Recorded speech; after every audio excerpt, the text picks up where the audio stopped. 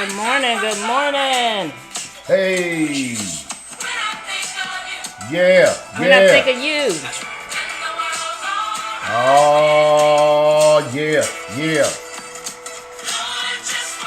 Good morning, guys. Welcome to Breakfast with the Brooks. I know that's right. It's going to be what, baby? Hey.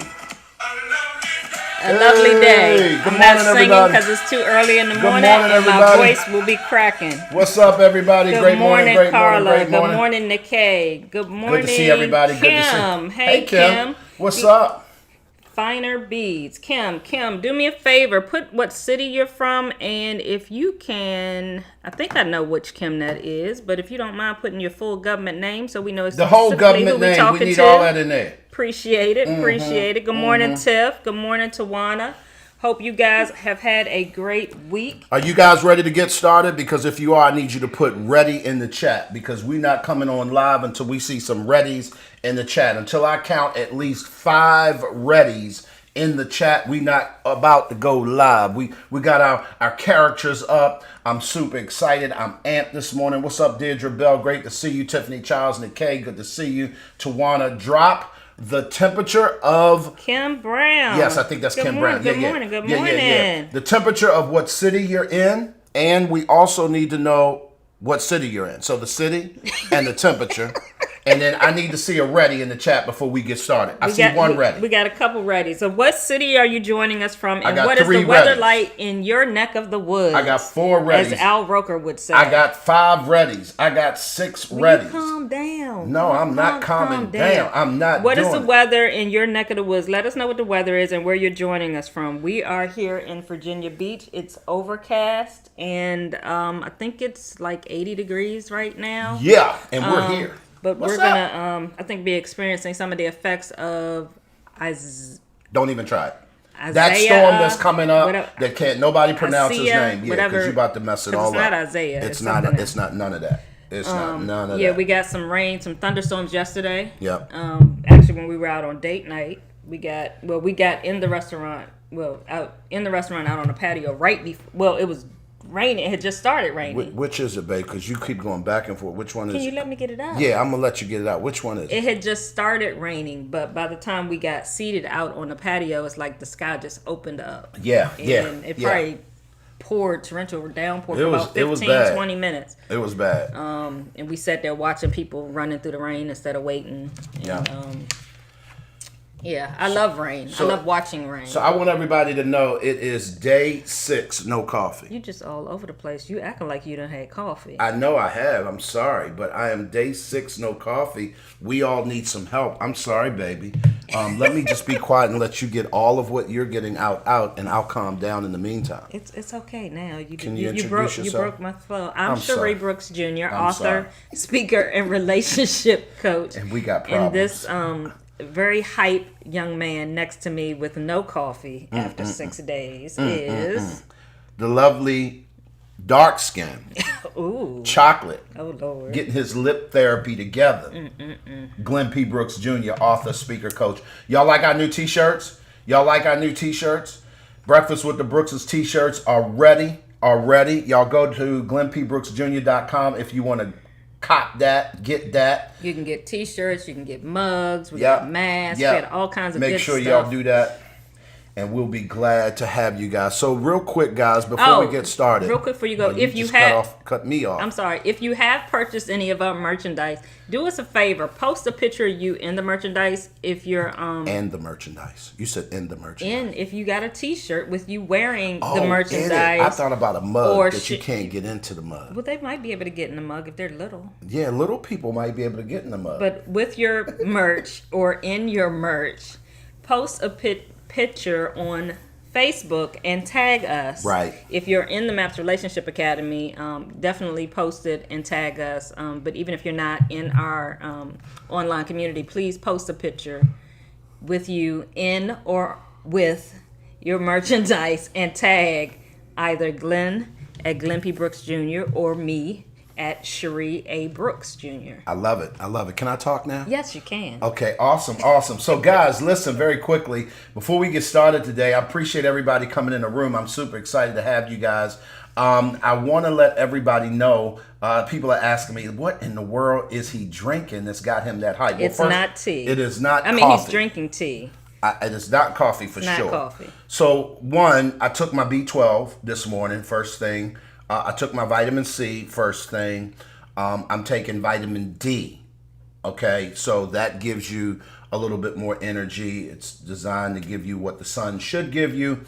But then, in terms of what I'm drinking, I drink water as soon as I wake up because I'm having to hydrate myself as soon as I get up, from having been asleep all night. Which you should always do when you first wake up and break your fast, because when you sleep, your body is fasting. You should always break that fast with water. Absolutely. First thing in the morning. Absolutely. So the other thing that I'm doing, guys, is that there is a person that actually we used to go to church with years ago, posted something on Facebook and said to me, this helps her to be able to get some energy and natural stamina, particularly when she's not drinking coffee. And I should become an affiliate behind this stuff. It's so good. It's called Power Beats. And I want you guys to go check that out. I don't get anything from it. New Therapy is who I got. We went to the vitamin store. But Power Beats, and what it has in it, guys, is it's all natural energy and stamina. It's got ginger root. It's got all kind of stuff in it. And I'm just excited because it has helped me to basically give me the energy that caffeine would, but because it's not fake, it's natural, it keeps me going all throughout the day. So I'm excited about that. So that's the answer to that question. Somebody asked me, well, what in the world is he drinking? Nikkei said mug is on the way. I love it. I love it. Tawana said it's 73 in Glassboro, New Jersey. That's what's up. Good to see you. It's 70 degrees in Lusby, Maryland. Lusby, Southern Maryland. I love it. Stephanie. And it is 73 in Fredericksburg. Thank you, Tracy. And Teresa Bryant says it's 72 in Percyville, Virginia. Yep, that's Teresa. And Tiffany Child said inside it's spicy hot. Mm-hmm. I love it. I love it. I love it. That's some grown folks. Right. Temperature. Absolutely. So here's what I want to do, guys. We're going to get started today. If y'all were here last week, put me in the chat. If you were here last week, we talked about boundaries that you deserve. And for those of you guys who may be new to the channel, we do want to encourage you to go ahead and please subscribe to the channel, number one. And number two, if you want to know more about what we do in the MAPS Relationship Academy, shout out to all of my MAPS Masterclass, all of my MAPS Relationship Academy folks. If you're on the call, put hashtag MAPS Rocks in the chat. But if you want to become a part of that community, it's a community where online we get to grow with people in relationships, couples, parents, singles, men and women. Go over to glennpbrooksjr.com and click on sign up for a free discovery session. Yeah, if you scroll down on the page to the section when it talks about, either you can click on where it says coaching, or you can go down. There's actually a slight little link that will talk about the MAPS Relationship Academy, give you a little bit more information about what we do. Yep. But you can sign up for a free discovery session where you get to talk to one of us, and we can explain to you what exactly the Academy is, and also find out, any particular issues that you're dealing with relationally, and we can determine if we can help you. Yep. So let's get ready to get started, babe. I'm excited. Today we're going to pick up where we left off last week, and I think that I appreciate that Nikkei said we'll do. So here's what I'm going to do really quickly. I'm going to cut my comments off so that I don't get distracted, because I'm already amped, trying my very best to calm down because I'm irritating my turtle wife, and I'm picking up those vibes, and so I need to calm down. But the truth of the matter is that I'm really excited because for the longest time, I have not been able to sleep well. And when I'm waking up, I'm still not feeling rested even after 7-8 hours of sleep. I sleep with a CPAP religiously, and I'm still not feeling rested. And for the first time for a while, I feel really, really rested in the first thing in the morning. So I apologize if I'm a little too much for some of you guys. No, you're fine. You can continue talking about that. It's fine. I think that people, I'm sure you're not the only person that's experiencing that. Yeah. And I think that, I know even for myself, and a lot of this for me, I know has to do with this whole COVID thing. just being isolated in the home, that it's messed up my sleep patterns and things like that. And I think a lot of times because our world has changed. Yeah. In a lot of ways, it's affecting us physically, It is. physically, mentally, emotionally. And I think that we have to acknowledge that. So if you're going through something, if you're noticing your body is different or you're feeling different, pay attention to that. Yeah, and, absolutely. if you need to try something different, if you need to change your sleep patterns, one thing I know for me that has helped is that I've started exercising consistently, getting out and walking every day. Yeah. This week I actually walked every day and averaged about 2 miles a day. Yep. And that's helping me sleep better because my issues, I have trouble sleeping. And I also have been suffering from fatigue, but that's also, I've been dealing with some anxiety issues.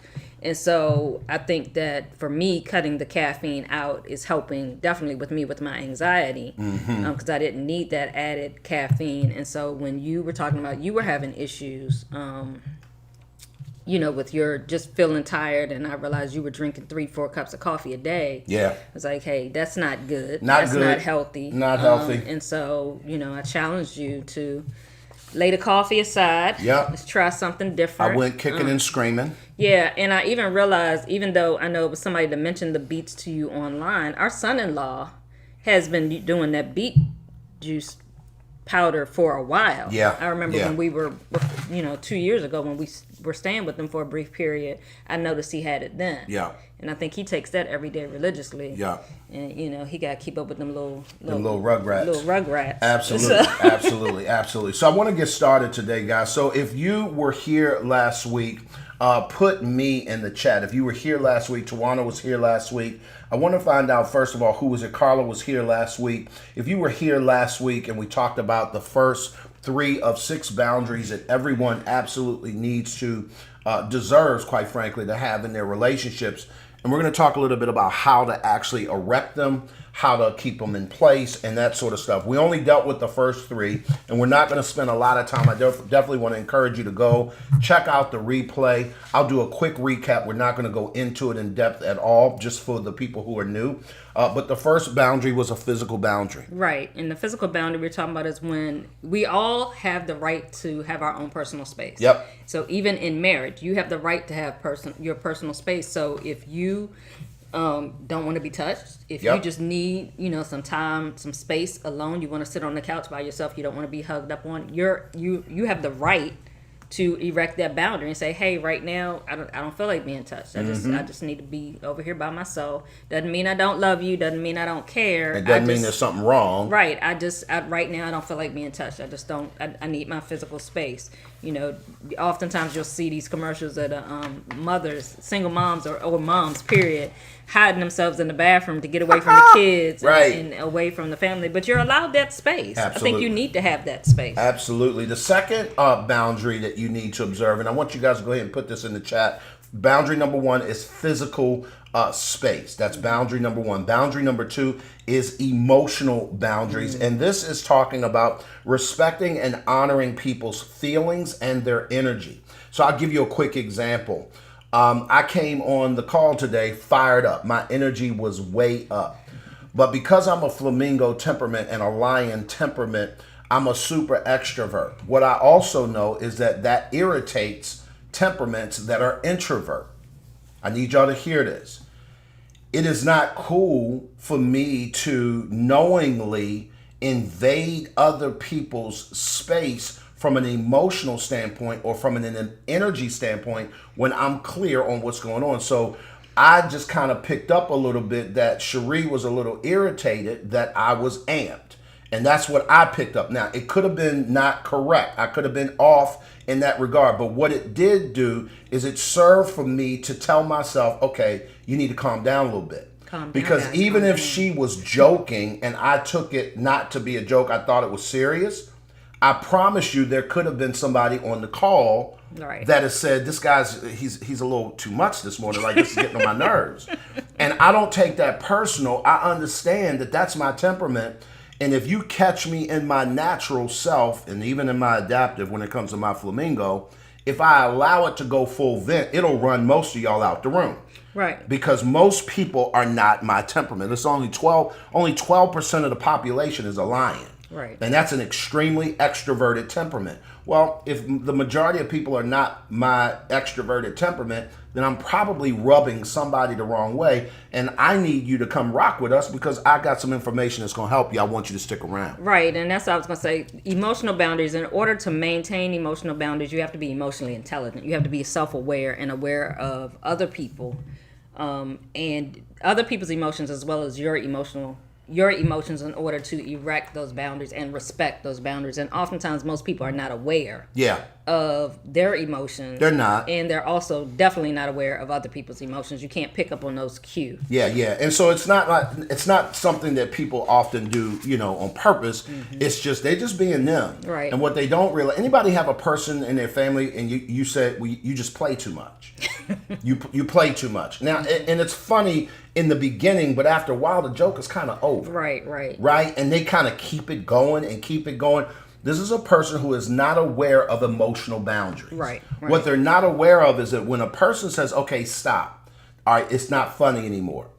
You play too much. And then because you're getting a few more laughs around the room or around the table, but the person that is saying this to you might be your spouse or might be your child. And it's like, okay, Dad, time out. That's enough. Right. At this particular point, you've crossed an emotional boundary and you're not self-aware enough to even see it, to stop it. And the problem with relationships is that your relationship will not grow healthy that way, in that regard. Does that make sense, babe? Yeah. Mm-hmm. So number 3, I want you to put this in the chat, time boundaries. Put that in the chat. We're talking about, for those of you guys who just hopped on, we're talking about 6 boundaries that everybody deserves to have in their relationships. And quite frankly, we're also talking about how do you maintain them?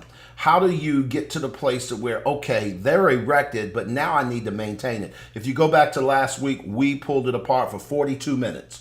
And we dealt with it. We had a great time, and we talked about these 3 that we're listing right now. We're going to get into the second 3 in a moment. But the third one was time boundaries, baby. And we're talking about how valuable people's time is, and you have to be able to erect a boundary in order to protect it. Right, and it's important. I think the first thing you have to realize is that time is the one thing that you can't get back. When you spend it, it's gone. Yep. And so you have to be conscious of your time and how you're spending it and set boundaries regarding your time. If you're married and you have a family and you work a job, you have to set boundaries on how much time you're going to give to each relationship you have in your life in order that you're able to spend time in each relationship that you have. Because if you don't have boundaries, say at work, and you're working on something and you finding yourself coming home, you normally get off at 5 and you're not coming home to 10 o'clock at night every night because you just caught up at work and you just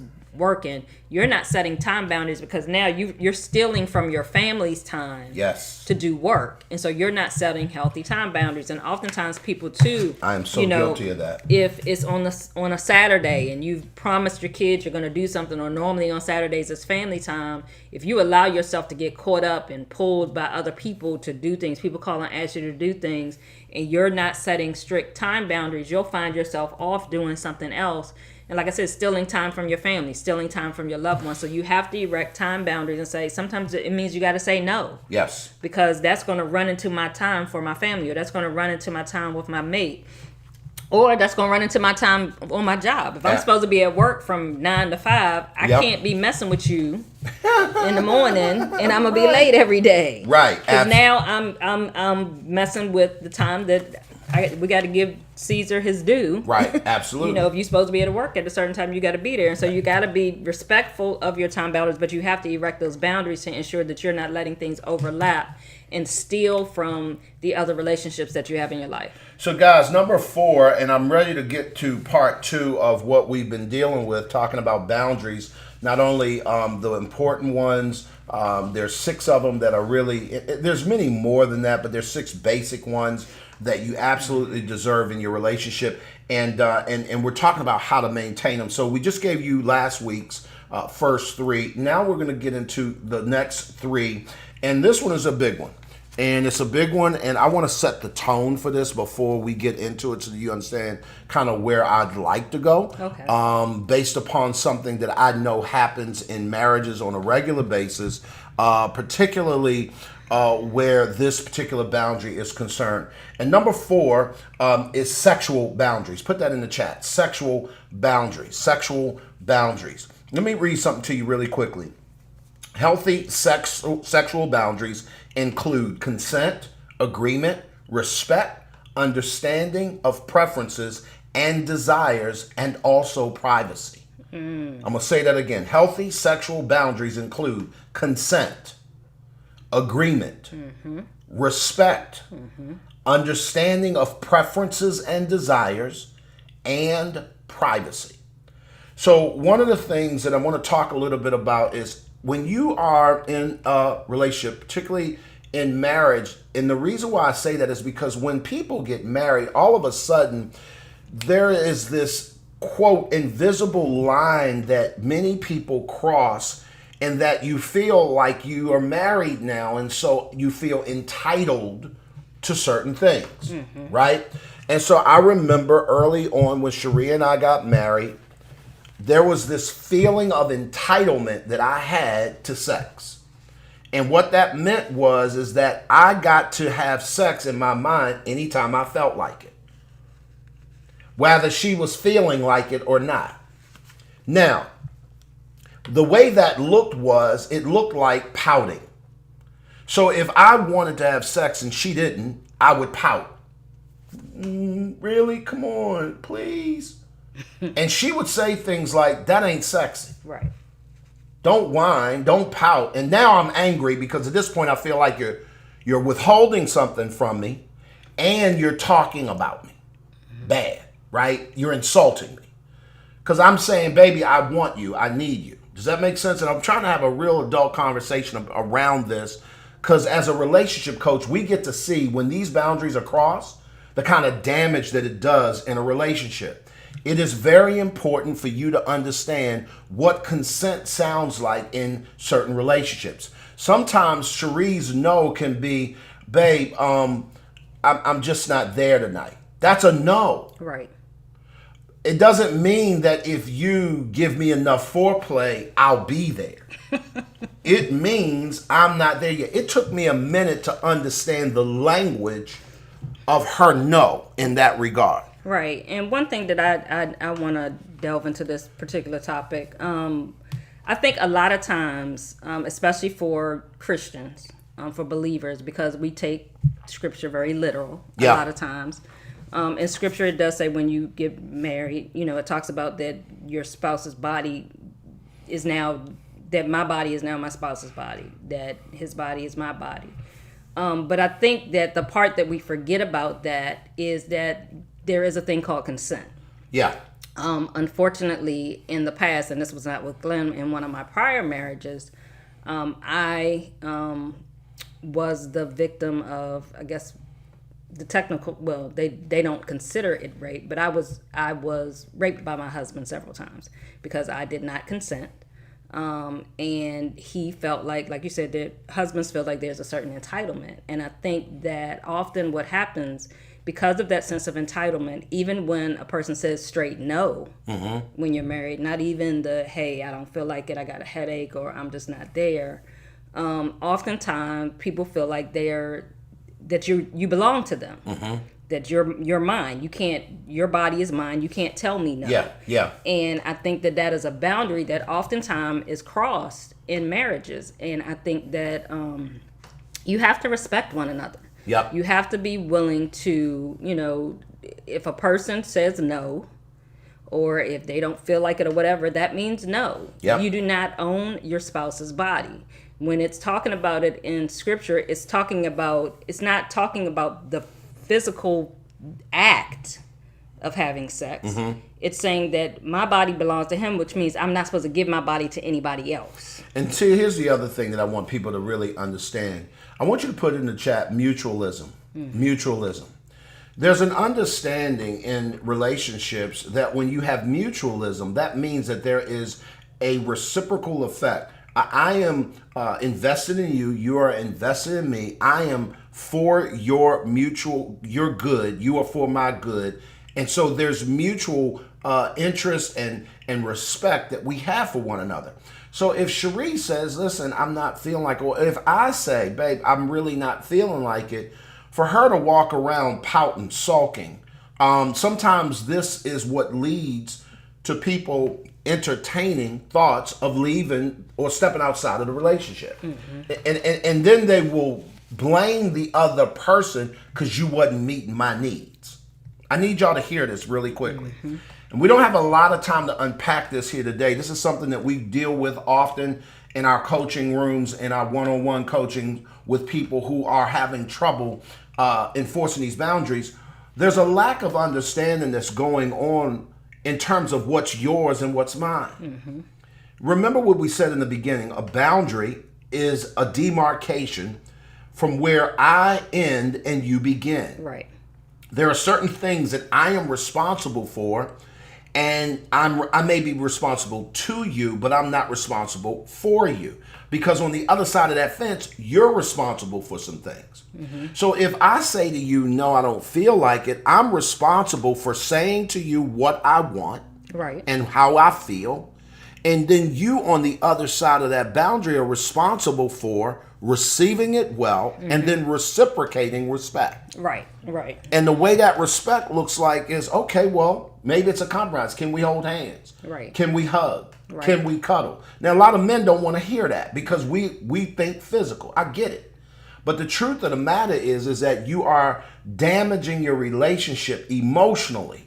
And when you cross these kinds of boundaries and when they result of that. So I want you guys to really understand that this is something that it's very, very gray in a lot of ways, because there is this, again, entitlement because we're now married. We get to do and say anything. I even think about certain things that men want sexually versus what a woman may want. Right. And you get to weigh in on that. Right. And I do want to just challenge one thing you said. I don't think that it's gray. I think it's very clear. I think it's very clear. Let me go back and let me define, or let me disclaim what I mean when I say gray. When I say gray, in other words, culturally, it's been this foggy area because it's not talked about. Okay. I think it's very black and white. I think it's very either or. But when you get mixed messages from the church, from society, from your friends, from how you feel, from some book you read by somebody who ain't even got a successful relationship themselves, bruh, at this particular point, it becomes real murky. Right. In that regard. Okay, got you. But I do not believe by no stretch is that a gray area. That is a black and white area all day, every day. Right. And even like you were talking about, even when it comes to what pleases you and what doesn't please you, there has to be, like we talked about consent, but there has to be agreement. You know, when you are involved in a sexual relationship, you both have to agree on what you're going to do, what you're not going to do. I don't think that it's not... You know, you're crossing a boundary when you force a person to do something that they don't like or they don't want to, and they've expressed to you that they don't want to or they're not interested. And oftentimes in marriages, you know, like Glenn said, because of that entitlement, you feel like you can do whatever you want to that person. And that goes into you feeling like you have a level of control over that person. And oftentimes those relationships become very unhealthy. It may start sexually, but a person that thinks like that, I know in my particular case, it actually turned into an abusive relationship. Yeah. But that was my first sign, but I didn't recognize that was a sign of something I needed to pay attention to, that was going to lead to something else. But it led to a physically abusive relationship because they felt like they basically owned me and they could do what and when they wanted to me, whether I agreed or not. And so those are signs. I think having healthy sexual boundaries very early on in your relationship is important. Having those conversations, talking about your likes, your dislikes, what you're interested in, what you're not interested in. And when you don't feel like it, when a person says no, it means no. Absolutely. No matter how they say it, and being able to respect that. And men, I will tell you this, if you respect a woman when she's not feeling like it, now, unless she may be going through something, unless she's going through something health-wise, in most cases, or emotional if you guys are in a bad space. And this is one thing I think men don't realize. Also, for women, we have to be emotionally there in order to engage in sex. So if we just had an argument, 100%. In most cases, I'm not feeling you like that. Ain't nobody trying to be intimate like right, that. So give in me most cases, women are not trying to do that. Right, so give me some time. But if you press me and you keep pushing it in the midst of after having an argument, know that time before I feel like it is going to be, that's you're extending it. Instead of just leaving me alone, giving me a moment, let me get myself together. Right. It's like I laugh because it's like the referee is saying, listen, y'all go to y'all corner. Right, but you ain't trying to go to your corner. You ain't trying to go to your corner. There's a reason you go to your corner. Right, so now I'm bothered longer because now I'm bothered about whatever we were arguing about, and then on top of that, now I'm like, and then he gonna just keep pushing up on me? Right. So you just adding insult to injury instead of just leaving me alone and letting me get myself together. And it might have taken a day or two, where now it's going to might take a week or a couple of weeks before I'm even feeling you. Absolutely. So guys, I hope that makes sense. And I appreciate y'all engaging this on a very mature level, because there are a lot of people who are dealing with this, and the question becomes, where do I draw that line? Because there's so many things outside of your relationships that is informing how to cross it, quite frankly, and that it might even be okay. And I'm here to say that it doesn't work. And I think that when I really picked up on that, things changed with us sexually, because there was a level of respect that came into the room. And then it got to the place, even in the midst or even after a hysterectomy, and we just keep it all the way 100, there was no libido problems here. Hello? This one right here, I don't know what the doctor said, well, this might affect your desire to And I think it had a lot to do with how we grew up emotionally, particularly because that was very early on in our marriage. And we were able to grow into each other. So if you're ready for number 5, put number 5 in the chat. If you're ready for number 5, put number 5 in the chat. I appreciate y'all hanging with us. For those of y'all who have just jumped into this really deep conversation, normally we laughing and having a good time. I needed to talk about that because in dealing with these 6 boundaries, guys, here's the problem, babe. When people don't observe healthy boundaries in relationship, the relationship gets unhealthy really fast. Yes. When you cross those boundaries, it's very hard to come back. And when you cross boundaries, it can often, it creates scars. And when you create enough scars, there's scar tissue. Absolutely. So we got a string of number 5s hitting the timeline. I love it. So number 5, and this is a big one, particularly for my singles. Ooh, this one comes up a lot on dates. It's intellectual boundaries. What do I mean when I say that? Intellectual boundaries refer to your thoughts, your ideas, and curiosity. Healthy intellectual boundaries include respect for the ideas of the other people, and they can be violated when your thoughts and curiosity are shut down, dismissed, or belittled. And that's tough.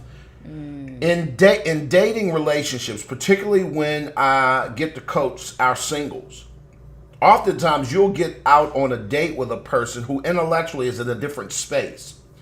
And you're just meeting this person for the first time. You guys are just maybe sitting down to dinner. Maybe you've seen each other in group settings. Maybe you work together, you go to the same church, whatever the case may be. But this is the first time y'all having some real one-on-one talk time. And the truth of the matter is that you're recognizing that intellectually, we both have very differing opinions. Right. And I think that unfortunately what happens is that there is this boundary that's being violated in that I get to shut down your thoughts, your opinions, and your ideas because ultimately they're not like mine. Right. And what that typically looks like, you're in a date, and this happens in marriages as well, but you're expressing your thoughts or your ideas about something and they like, that's stupid. That's it. That's the one, right? That's it. You just crossed the line. Why?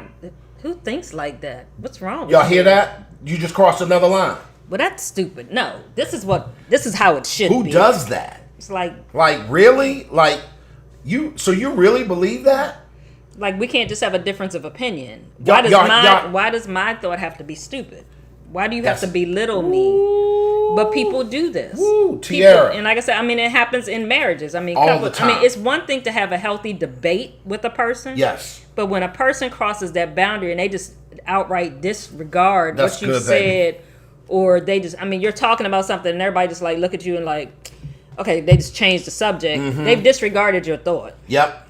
They're disrespecting you. They've crossed that boundary. They're not even giving any credence to what you're saying. I'd rather somebody say, I never thought about it that way. Have you ever thought about it this way? That's having a healthy conversation. Or I respectfully disagree. I hear where you're coming from, but I'm not sure if I see it that way. Right. Or I've never heard that before. Because at that particular point, it becomes a healthy dialogue. I know for me, babe, one of the things, because I tend to be really passionate, I know y'all, that's a stretch. It's hard for y'all to believe that one. That I get really passionate about things that I believe in or things that I feel strongly about. I find that debates for me quickly will lead to an argument and a place that I emotionally can't come back from quickly because I'm vested in my particular opinion or my point of view, and it's personal at that point. And so I'm arguing or debating an issue that's personal to me, but it's not personal to the other person at all. So there's a level of energy that I have brought in the past that I don't like. So much so, and you know this, there are certain people who I choose not to have certain intellectual conversations with. Right. And the reason why is because I'm putting up a boundary around my frame of thinking. Either A, I'm not willing to accept new information, or B, I dogmatically oppose or I don't agree. So what I do is I agree not to have that discourse with you. Right. Does that make sense? Yeah, Go ahead. I'm laughing because I'm thinking about when our daughter was a teenager. Lord Jesus. You and her would constantly cross each other's intellectual boundaries.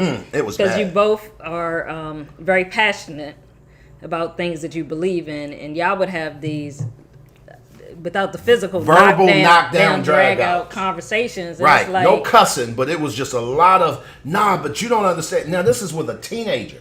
And it was funny because we were teaching our daughter to speak up for herself and say what it is that she felt. But then you'd shut her down. But then I would shut her down and I'd pull the dad card like that. That don't make no sense. That don't make no sense. That's just stupid. Why would you? I was so bad. No, I don't have a problem putting my stuff out there. And that's why I know that stuff don't work. Right. And what it did do is it damaged my relationship with my daughter for a minute. Yeah. There was a time where we just could not see eye to eye about much. Yeah. And it was because I was not allowing that emotional boundary to be erected properly and be able to do some different things. Headstrong is, to put it mildly. Right, and I think that's a great point. It does not matter the age of the person that you're having the conversation with. Their opinion, their thoughts are their thoughts. And even if you disagree with their thoughts, it's not right for you to disregard them or disrespect them or talk down to them. Like I said, I respectfully disagree with you. Yep. I mean, I understand what you're saying because that's their thought pattern. That's the way that they see the world. And even though I may not agree with you, I'm not going to tell you that that's stupid. I'm not going to minimize what you're saying. I'm going to, can I share with you my thoughts on that? Right. And I'll share that and leave it to them to make the decision. Even with your children, I think a lot of times we do that, particularly with our children when they're teenagers, when they're starting to voice their opinions about things. And we shut them down because we don't, we're telling them, share with me how you think, but then we tell them they're stupid for thinking that way instead of saying, okay, well, I understand. Because think about it, at a 16-year-old way of thinking, that probably makes sense to them. Absolutely. But that's why you share with them, well, from my perspective, this is how I see it. Yeah. And give them an opportunity to think about the two. And I think it's okay for you to come to a place where you agree to disagree. And you can do that agreeably. Right. Y'all feel me? Because I think that it's audacious of me to consider that I am 100% right, you're 100% wrong on something that we both have opinions about. Now, I've often told people, I'm not going to argue facts with you. Right. Okay? There is a person who is the all-time NFL leading rusher. Right. That is a fact. Right. I'm not debating that with you. That's not a debate. We don't get to debate facts. Does that make sense? And facts that are proven. So oftentimes, particularly with my believers, they will get into this war of words with people who, first of all, don't believe that the Bible is the inherent word of God. And so you are arguing what is facts as far as scripture is concerned with a person who doesn't believe that. So why are you even So having why an are you argument? having the conversation? Does that make sense? In a relationship, the way that looks is that I have a thought on something and I'm saying I'm just going to force my opinion on you. Right. And I'm not going to regard anything about how you think. Guys, that will destroy a relationship quicker than anything else. And when I say people will shut down, not only will they shut down, but folks will leave you. Yeah.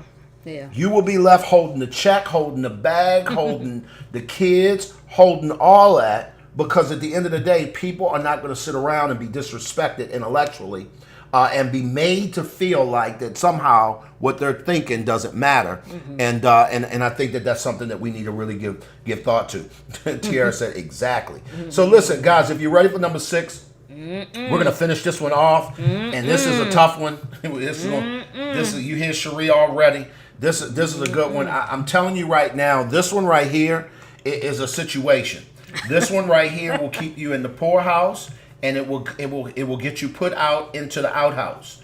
This one right here is one of those things where, Cherie, people come into relationships already pushing past these kinds of boundaries. And the problem is that they have not seen it, recognized it, because of the way they see the world. And so I want you guys to understand that these 6 things, when we talk about healthy boundaries are absolutely critical if a relationship is going to grow healthy. Yes. And until you observe those kinds of things, I guarantee you will not be able to grow your relationship. So if you're ready for number 6, we got a whole string of number 6s in the chat. Number six is what, babe? Material boundaries. Material boundaries. Let me read something to you real quick so that you understand where we're going when we say material boundaries. Material boundaries refer to items and possessions like your home, car, clothing, jewelry, furniture, money, etc. It is healthy to understand what you can and cannot share and how you expect your items and materials to be treated by the people that you actually share them with. Mm-hmm. There are husbands who will not share their cars with their wives. That's my car. That's my car. You can't drive my car. Baby, can I drive your car? I'm just going up to... No, you can't drive my car. There are wives who refuse to share their... I don't know. What is it that y'all have? I'm just at a loss for an example. You right with me. It's terrible. But the point I'm making is that there are things, y'all put it in chat. What are some things? Product. What are some of the? There you go. Oh my God, that's a good one. My hair product. Oh my God. My body your lotion. Oil. My lotion. Your and it sounds insignificant or trivial, but guys, I'm telling you right now, Tiffany, put it in. Tiffany said it right there. Don't touch my stuff, guys. I go get my body oil, and why it's empty? It was some in there. The other. Who? It's only the 2 of us in here. Where my oil go? You didn't ask. Could you use it? That is me all day long. You just been using it? Guilty. I'm so sorry. I apologize. I need to work that out. Let's get even more. So we go out to dinner. We bring home doggy bags. Right. I put mine in the refrigerator. Leftovers. I don't like that term, doggy bags. We bring home leftovers. I put mine in the refrigerator. You put yours in the refrigerator. Right, Teresa, my plate. So you get up the next day. You eat yours. I don't eat mine yet. It's lunchtime. I still don't eat mine. But somebody decided they was hungry. So a little later, I go look in the refrigerator. Where are my leftovers? They gone. Did you ask? Could you have them? Nope. Well, you didn't eat them, so I thought you ain't want them. Did you ask? Could you have them? Nope. That's mine. Now, what we are not saying, and Tracy, I appreciate you putting that bank accounts on there. We're not saying that there are certain areas that there are things that you guys come together on that should be there or ours. But I think that you do have to respect. You do. The individual for individual items. Like your house is both of your house. Right. It ain't my house, your house. Right. You both live there. I don't care who owned it before you got married. It becomes your house together. Right. I think that there are certain things. I think your money, my personal belief is that your money should be combined. It should be our money. It shouldn't be my money, your money. That's my personal belief. Right. But I think that there are certain things. There are things that are his that are mine. Right. There are some things that are personal. I mean, that's like, I mean, I'm not going to just go and wear his sweatsuit or his sweatshirt without asking him, hey, can I wear this? Right. Because that's his. Right. Right. And I think what happens in relationships, because of familiarity, we feel like we can just go and take without asking of things that do belong to our spouse. There are certain things that are his, there are certain things that are mine. And I think that also the flip side of that, because I also, if he asks, I should be willing to share it. Right. But if I share it, like I think one thing you talked about in when you were reading the description, when you share things, you know, you need to express how you expect it to be returned. And I think one of the worst things is when somebody, say you loan your car to a friend. You don't expect them to return your car back to you worse than it was when you sent it to them. If your car was clean when you sent it to them, you loaned it to them, you don't want it to come back with trash all inside the car. Right. You expect it to at least come back the way it was when they took Right. when you loaned it Right. to them. And Right. I think the same is for, Absolutely. you know, and mothers will go through this with their daughters, their teenage daughters. They'll borrow your clothes. Yeah. And it's like, okay, it was clean when you borrowed it. Yeah, absolutely. Why'd you hang it up in my closet dirty? So here's what I want you guys to do. I want you to hear this. Having limits on how your material items are treated is healthy and prevents resentment over time. When you have limits on how you want your stuff to be handled, that's a legitimate thing. And that's something that should be honored and respected. The problem is that when people don't view that as honorable or as respectable, they don't do it. One of the things that I want to say, and we're going to jump out of here for today, is, guys, material boundaries are violated when your things are destroyed or stolen and when they are borrowed too frequently. Mm-hmm. That goes back to your point. When you begin to violate that boundary, what it does is it reduces the amount of trust that a person has with that thing. Let me talk about money for a quick second. Part of the reason, and guys, let me help y'all understand, both of us were married prior to each other. We've been married for 21 years in a row. We did things incredibly wrong before that led to the divorces that we had. Right. Here's what I am going to promise you. Please listen to me very carefully. When you have people that adhere to this idea that all of, like, what you make is your money, what I make is my money, that fundamental thought is rooted in a lack of trust. Mm-hmm.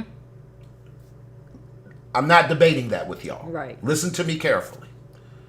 What happens is that two people come into a relationship, they get married, but their money don't. Right, because they don't trust each other. And it's because there's a lack of trust in that area. Somewhere, somehow, in both of those people's past, they have been violated to some degree, and or they have been taught, don't trust people with your funds. Right. And so you have to establish separatism. Mm-hmm. The challenge is, and by the way, I am not arguing that you should have one or separate. Some of y'all need to have separate bank accounts because you're irresponsible. Right. Right. Right. You understand what I'm saying? I needed separate. I needed the same. I needed joint accounts with this one because I didn't know how to handle stuff. Mm-hmm. So I was doing it wrong. So I never had anything. So I said, let me put my stuff in here and let me let you run it because you know what you're doing. I don't. And let me just we will talk about what's being done and we will go from there. But what I want to say to you is that when you come from an environment where there has been a lack of trust or a lack of confidence, or you have been mistreated, somebody has taken you for bad, somebody has violated you, they've taken things that don't belong to them, it will cause you to come into a relationship and says, you know what, what's mine is mine, what's yours is mine. I mean, what's yours is yours. That ain't how the song goes. But what's mine is mine. Right, but that often comes from a place of distrust. It does come from a place of distrust. And I'm not saying that y'all don't trust each other. I'm going to submit that there's a lack of trust when it comes to how people handle money. Right. And sometimes and so therefore, as a result of that, you don't want any parts of that. Right. And sometimes it is because you don't trust that person. If that person has proven to be untrustworthy in that area, then that's a healthy boundary. Absolutely. But if there is trust, if you do trust in each other, you should be able to have a boundary where you guys are able to share, where you're able to, put things together and share them together. But if there is a lack of trust, that's an area that needs to be worked on. So let me give you a quick example. In my line of work, I'm a speaker, right? And there are times where someone will book. I have a speaking engagement coming up at the end of this month. It's online, but they're paying me a whole bunch of money to come into a room and to talk about a particular subject, right? Now, the name of the company is Glenn P. Brooks Jr. LLC. That's who they're going to make the check out to. The reason for the check is because of services rendered that I rendered. Mm-hmm. I'm going to do the talk. This isn't something that Cherie is going to do. She's not going to even be in the room. Does that make sense? It's on a subject matter that I'm certified to talk about, and we're going to deal with that, right? So check this out. The check that comes from that particular speaking engagement will go into an account that we both share. Mm-hmm. And the reason why is, and I need y'all to hear this, there is absolutely zero lack of trust in anything in our relationship when it comes to money. As a result of that, I have no problem deferring to her to manage it. I do understand every relationship is not built that way, so you got to be smart. I get that, and I'm not saying that. But what I am saying is that there are boundaries that we have erected regarding the same account. Mm-hmm. So even though it's the same account, she still doesn't have the right to go in and just spend willy-nilly and do what needs to be and do what she feels like she wants to do. Neither do I. Mm-hmm. Those are the boundaries that we've set up, and there's still checks and balances even though it's in one pot. Does that make sense? So that's because we have been able to, over time, perfect the ability to observe healthy boundaries, particularly in that area. And I'm just saying that is something that you can aspire to get to, but that's going to take work. When it comes to boundaries, you got to understand that boundaries were fundamentally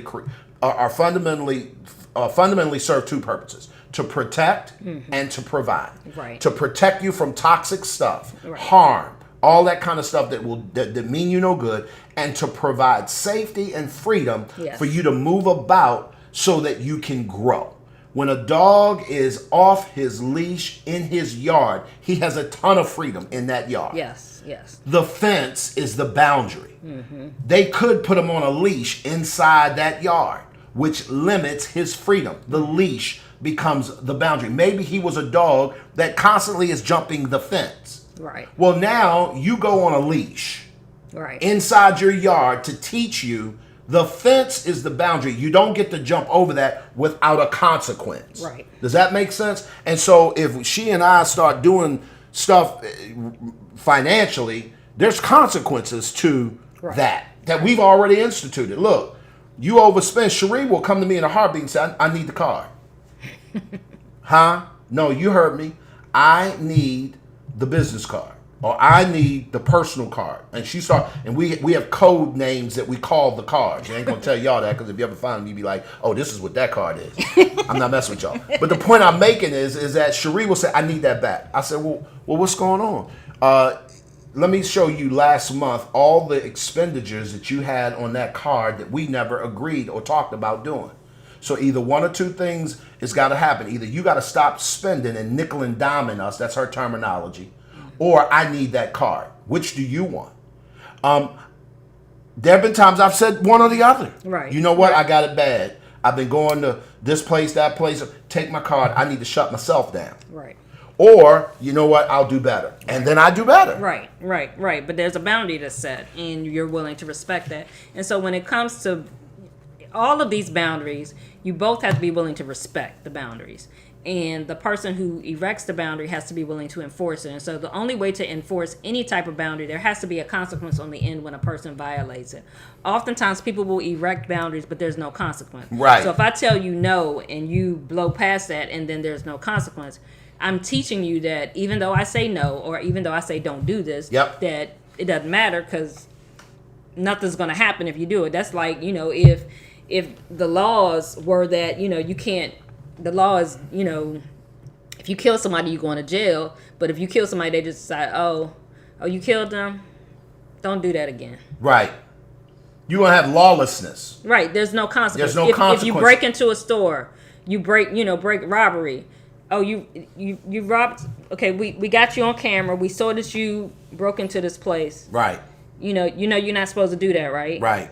We don't like it when you do that. So don't do that no more. So don't do that no more, okay? But there's no consequence. But there's no consequence. People would keep doing it. People keep doing it. So the right? same we thing see when that it all the time right. in our land, right? When it comes to boundaries, you have to enforce them. And oftentimes people will try to erect boundaries, but if you don't have the piece of enforcement, now enforcement does not mean making your husband sleep on the couch. Enforcement does not mean I'm going to leave you because you did this. It needs to be a consequence that matches whatever the violation was. Right. But it needs to be enough that they realize that, this is serious. You've crossed this boundary. So for me, again, we'll go back to this, and we got to run because of time.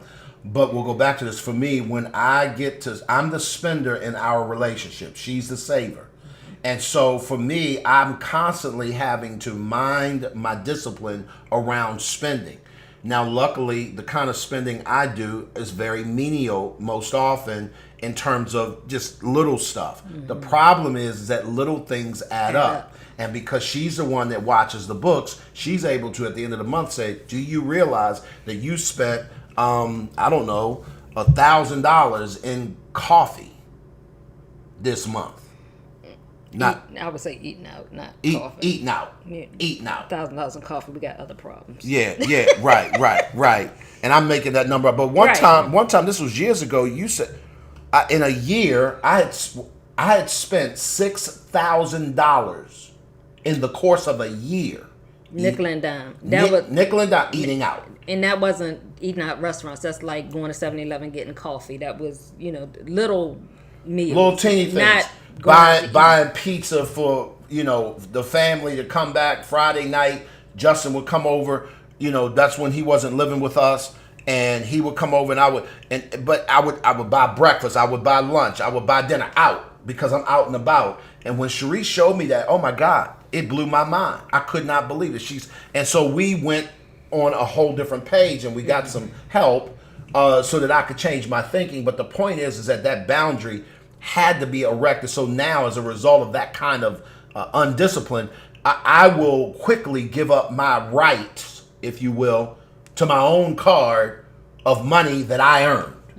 Does that make sense, guys? Because I don't know what I'm doing. And I got a problem, or I'm having a problem at that time. Right. That takes maturity, that takes growth, but that's something that people can aspire to, particularly when they're working on their marriages and when they're working on their relationships. I hope this has helped you guys. I hope this has helped you. If this has helped you, put helped, I was helped, or this has helped me, or thank you, or something like that in the chat. Next week, we're going to get into some things that I think is going to help you even more. We're going to begin talking about conflict. And next week and for the next couple of weeks, we're going to be dealing with pulling apart, unpacking what it looks like to manage conflict. A lot of times you hear conflict in the terms of conflict resolution. We're going to talk about conflict management because oftentimes conflicts don't get resolved. I need y'all to hear this. They don't, because the nature of some conflicts are not going to get resolved, but they can be managed in a way that they do not cause harm or greater damage to the relationship. So if you guys want to tune in next week, let me know. This helps. Thank you both. This really helped. Right. Good and stuff. want to thank you guys for joining us today. If this was your first time tuning in to Breakfast with the Brooks, please be sure to